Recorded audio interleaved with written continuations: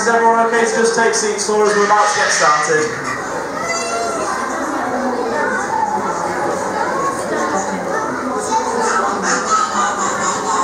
Okay guys, so I think we are about ready to get started here in Pets Corner today. So my name's Tom and I'll be leading your Pets Corner, and helping us we have Ellie and Libby.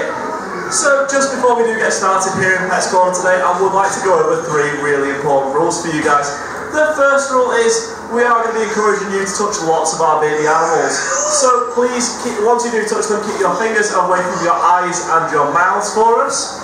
The second rule is when the animals are coming around especially, please remain sat down on the bales for us, just because we don't want any animals spooking. And the third and final rule is, once you are finished with us here in Pets Corner today guys, if you can please nip next door and wash your hands. Fantastic. Okie dokie. So is everyone excited? Yeah. I think we can do a little bit better than that one guys. I said, are we all ready? Yeah. Fantastic. So the first baby animal coming out here in Pets Corner today is a set of twins. Now they are very, very fluffy. They're still very young. They are actually the youngest set of twins on the farm. Does anyone have any guesses of what could be coming out? Ronnie's now a bit bigger. So we've actually got coming out now a set of lambs. So this is Sean, the sheep, and coming in next is his twin sister, Barbara. And here she comes now. So when these guys do come around to say hello to you guys, if you're just alright to give them a nice gentle stroke down their bellies for us.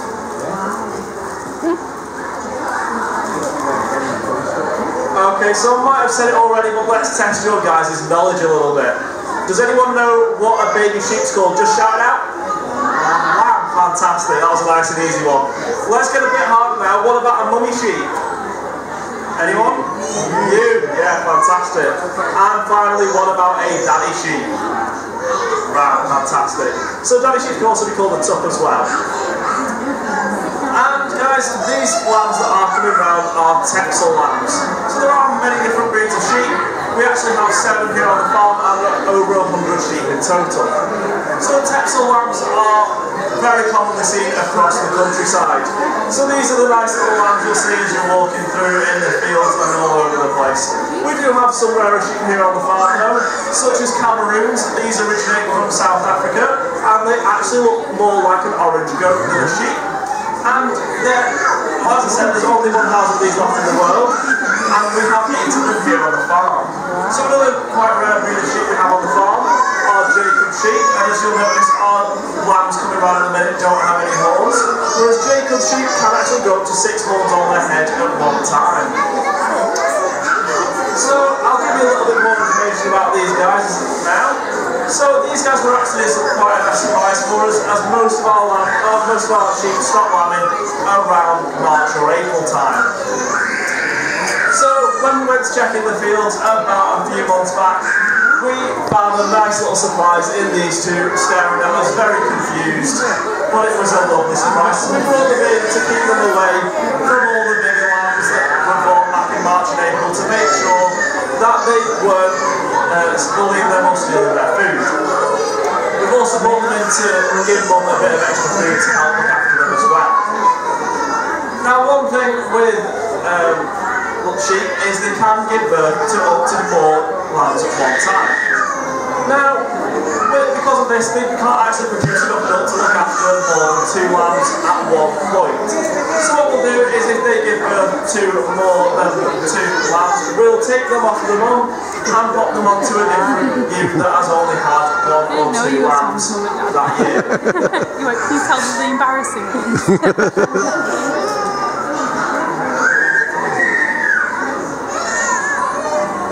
Okay. So the next animals coming out are very similar to sheep, but these guys have horns and they're very cheeky. Anyone got any guesses? Goats, fantastic. So we're going to bring out another set of twins. These guys are a little bit older at around 3 months now. And coming in first here with Jenny, we have Jack. And then with Tia, we have his big sister Jill. So when they come out, if you can just stroke them nice and gently like you did the lambs for us, please, guys. So with these goats, as I said, they are very, very cheeky, and they are actually the reason we give out the animal food in paper bags, because they like to take all the food and the bag and eat it all for themselves, rather than sharing it out as you guys would. So, let's test your knowledge again. Does anyone know what a baby goat's called? Shout it out. Okay, fantastic. What about a daddy goat? Billy, fantastic. They don't have a very soft wool fleece like the lambs do, but they have a fur coat like a dog or a cat. And this means, unlike our lambs, we don't have to shear these goats once a year. They will just molt their fur like a dog or a cat would. Another thing as well is you will notice that it isn't just Jack growing horns, Jill is as well. So most people think that it is just the billy goat that will grow horns, but no, the nanny will as well.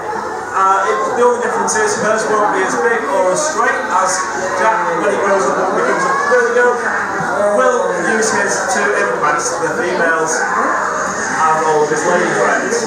We have actually just got a new billy goat. His name is Gerald, and he's out in the field. He's quite small at the minute, and he's quite overwhelmed as well with all his new lady friends. So they're all bossing about out at the minute in the field. You might even be able to see or you can smell our old billy goat. He's down the side by the sheep. And the reason you'll be able to smell him is because he's trying to attract all his lady friends back. So coming in now, we do have the cutest baby animal coming round today, and this is one of our little puppies we have here on the farm. So he's called Slinky, and he is only 10 weeks old.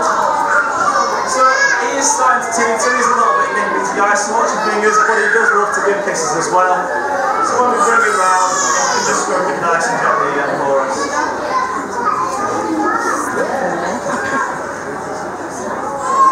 So, Slinky is a German Whitehead Pointer, and these are a medium to large sized dog, and you'll notice in their name there is the word white, and this is because his fur is going to stay nice and soft like this at the minute. It will get a bit more coarse as he begins to grow up. Now the reason why they're called pointers is because that when they are tracking something, as they were originally used for hunting, and they are working dogs, they would point a paw up in the direction and their body would go very stiff, and they would just look in the direction where the smell was coming from, and that would allow the person who was with them to just follow it to what they were either tracking or what they would kill while they were out hunting. Because of this, they are very high maintenance dogs requiring a lot of energy, and this means they lead a lot of long walks and a lot of games of fetch.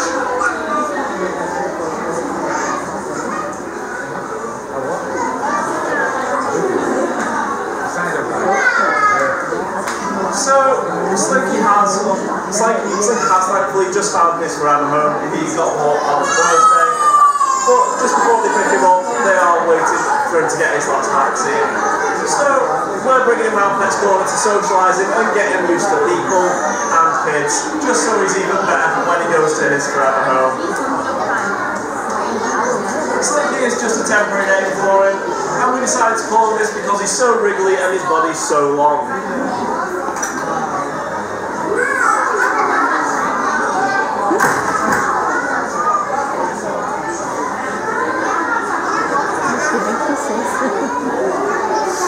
So hopefully if you guys are coming back in a few weeks, we will still have some puppies for you here on the farm, as one of our border collie puppies, Flash, is expecting puppies any day now. And when she has puppies, we do a thing on the farm called Puppy Playtime, where they let them run around here for you as well. So definitely come back in a few weeks to check that out.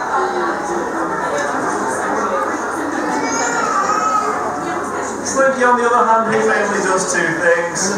He is either hyperactive and running around his pen, or he's fast asleep or unconscious and just peaceful.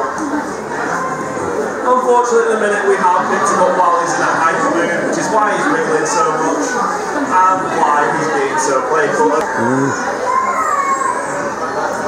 Okie dokie guys, so our Slinky's going back in. I'll give you some hints to what the next animal might be that's coming out. We're going on to some bigger baby animals now, and this is the luckiest animal you're in the field here in Pets Corner today. Has anyone got any guesses? No, shout out. I think I heard someone say it. I think I heard someone say alpaca.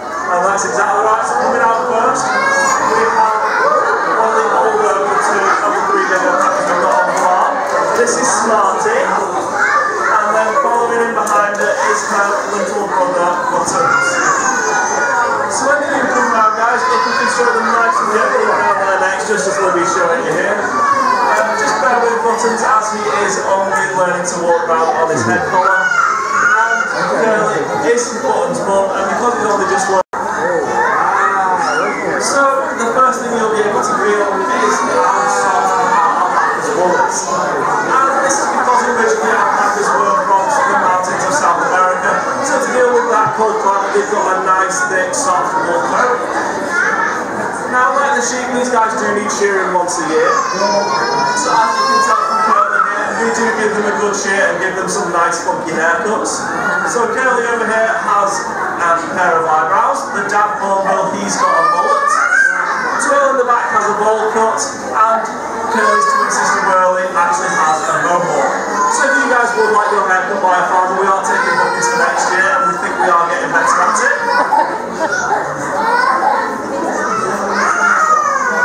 A common question we do get asked is what's the difference between an alpaca and a llama? So there are two main ways to tell the difference between whether you're looking at an alpaca or a llama. And the first one is by their height. If the animal you're looking at is quite tall and quite strong looking, that is probably a llama, as alpacas are a lot shorter in height and length. And the other way to tell is by their type of fur. If they have a nice wool coat that looks very soft and fluffy, then you're looking at an alpaca.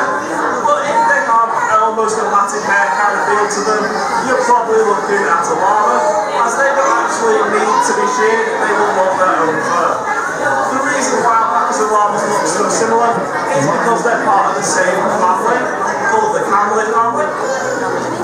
Now another question we do commonly get asked is, do they spit? The short answer to this is yes, all members of the camelid family do spit, but we generally go off the rule of they don't spit at people unless you do something to really, really annoy them. However, I'm sure if you asked any staff member here, we have been caught in the crossfire of them spitting at each other. There is one exception to this rule though, and that is Caramel in the back.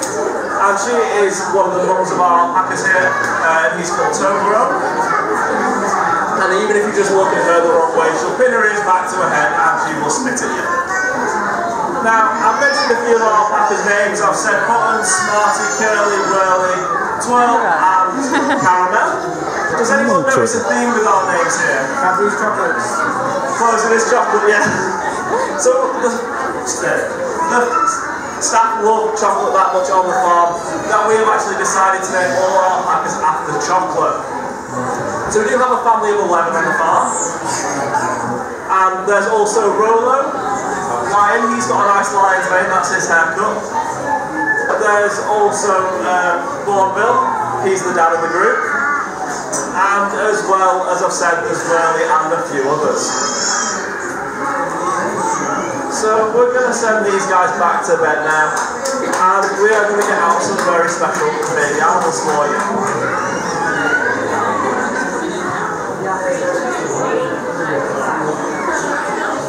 So let's see if you guys can work out what these ones are.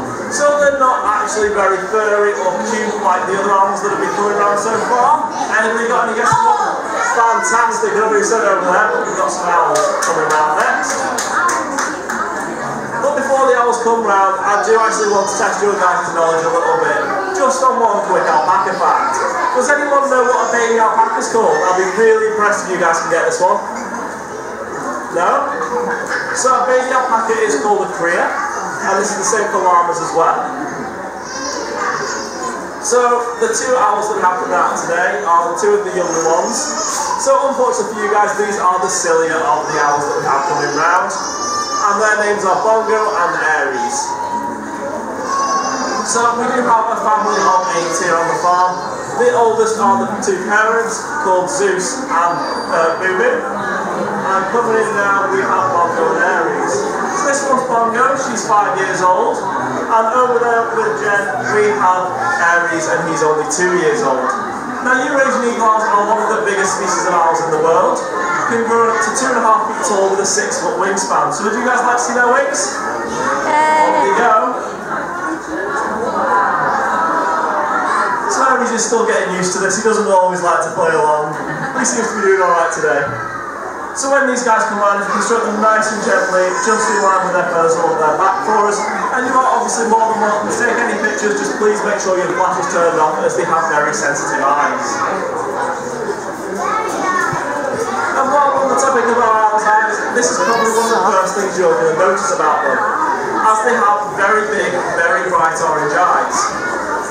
Now what this means is it actually tells us what time of day they monitor and what time of day they're awake.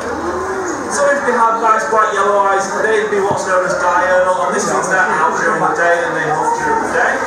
If they have dark brown or even red eyes, this means they're nocturnal and they would hunt at night. But if they have nice orange eyes,